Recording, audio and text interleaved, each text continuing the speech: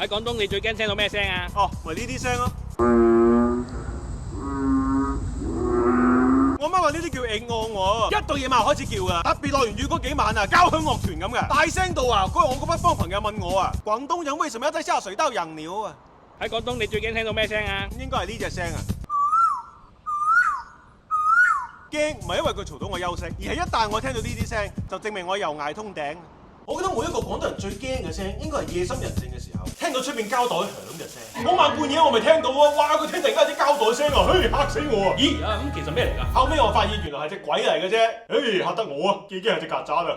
最驚嘅聲啊，咁咪呢個咯。